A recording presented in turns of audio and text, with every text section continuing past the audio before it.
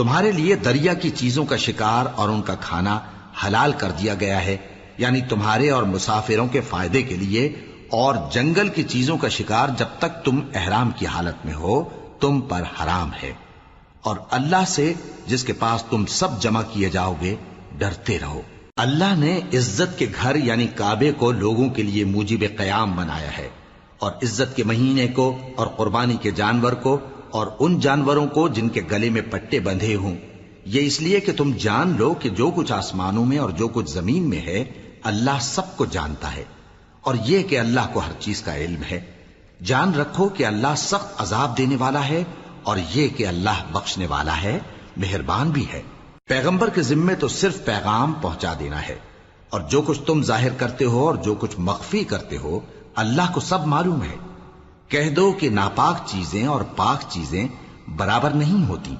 گو ناپاک چیزوں کی کثرت